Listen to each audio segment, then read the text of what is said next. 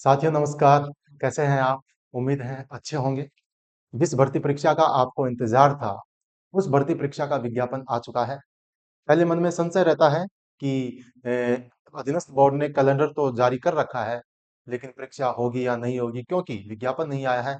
और अब वो विज्ञापन भी आ चुका है। अधीनस्थ बोर्ड ने अपना काम कर दिया है। आपको अपना काम करना है। परीक्षा कब है? बात करेंगे। कितनी आयु है? बात करेंगे। ज्योग्राफी के कितने पद हैं? बात करेंगे। ठीक है। इसमें आपकी फीस कितनी रहेगी? सब मोटी मोटी बातें करेंगे। और भी डिटेल से आपको जाना है तो आप टेलीग्राम चैनल जरूर ज्वाइन कर लीजिएगा। वहां मैंने पीडीएफ डाल दी है। आराम से विस्तृत विज्ञापन को देखिए, पढ़िए और उस हिसाब से अपनी तैयारी को अंजाम दीजिएगा। परीक्षा मैं पहले बता देता हूँ।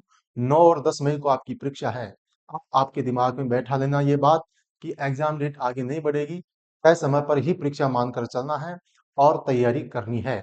इस मौके को, इस अवसर को अब नहीं भुनाना है साथियों। देखिएगा, ज्योग्राफी के जो अभ्यर्थी थे उनको भी डर था। हालांकि पहले से ये बात क्लियर हो गई थी कि लगभग 150 के आसपास पद होंगे। लेकिन अब जितने पद हैं उसकी बात करते हैं। देखिएगा ये विज्ञापन 2026। कुल पद कितने हैं? 804 पद हैं।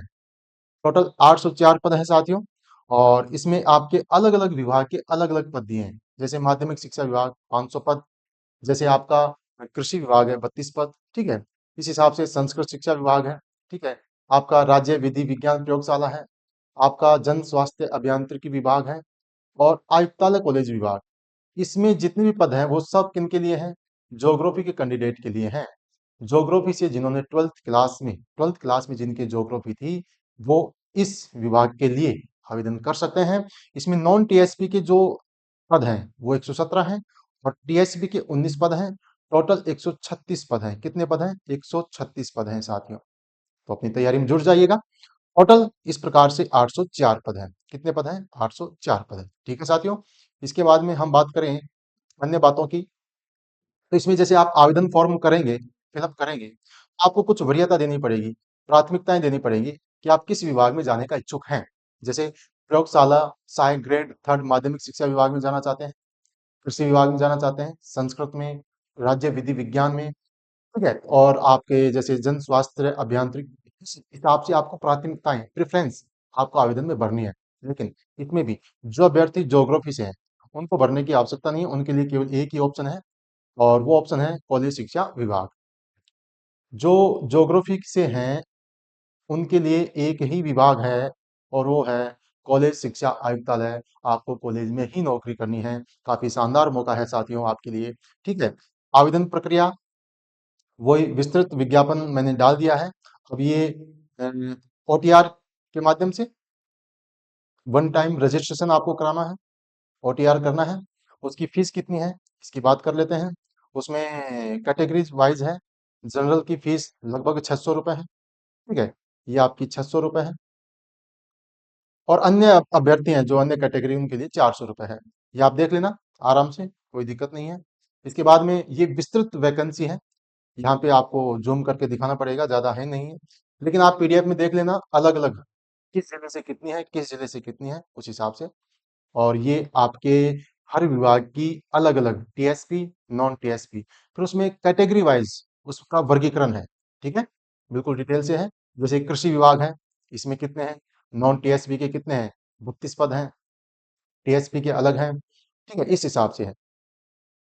फिर आपके इसमें टीएसपी के एक पद है।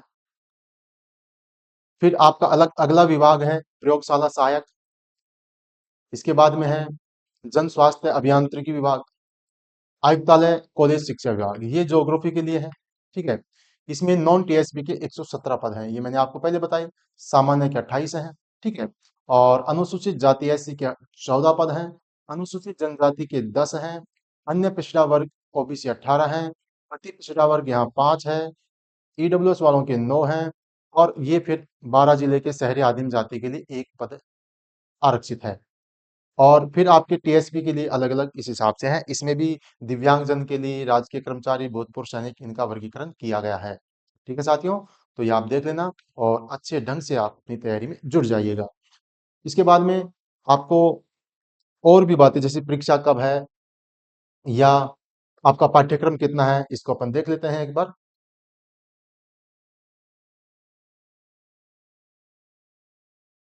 इसमें आपका वेतनमान देख लो, वेतन कितना है, जिस परीक्षा की हम तैयारी कर रहे हैं उसका वेतन कितना है। L8 में आएंगे आप, लेवल 8 में आएंगे साथियों। और जो ग्रेड थर्ड होता है वो लेवल 10 में होता है। अब उससे थोड़ा सा नीचे हैं आप, बहुत अच्छा वेतन मिलेगा, कोई दिक्कत नहीं, बढ़िया भर्ती है, बढ़िया मतलब सर्विस है, बहुत शानदार, आगे जाने के खूब सारे अवसर हैं, अच्छे ढंग से तैयारी कर सकते हैं और बहुत ही सम्मानित पद है।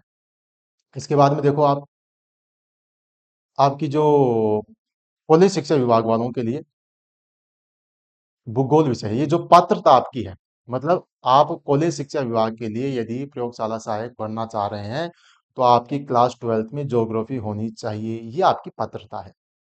आयु की बात करें, आयु में फिक्स वही है, 18 से 40, मिनिमम 18 और मैक्सिमम कितनी होनी चाहिए, 40 वर्ष, ये दिया हुआ है। इसको आप पढ़ लेना विज्ञापन में, और भी डिटेल जानना चाहें तो।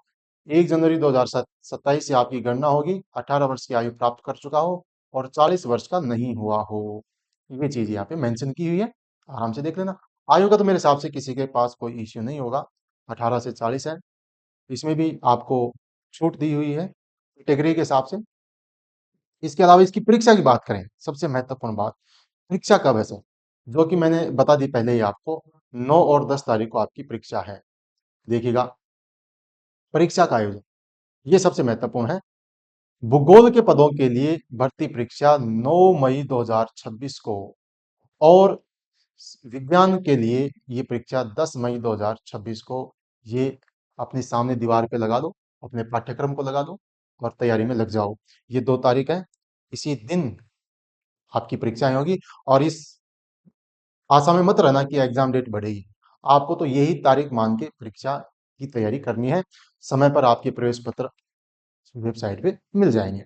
और भी यदि आप ज्यादा जानकारी चाहते हैं तो आपको उसमें मिल जाएगा विज्ञापन में। हाँ, सिलेबस की मैं बात करूं तो सिलेबस आपका लगभग लगभग सेम सिलेबस है, जिस सिलेबस को मानकर आप तैयारी कर रहे थे उस हिसाब से तैयारी करते रहिए। फिर भी कोई चेंजेस होंगे ज्यादा, मैं देख लूंगा सही ढंग से, फिर आपको बता दूंगा।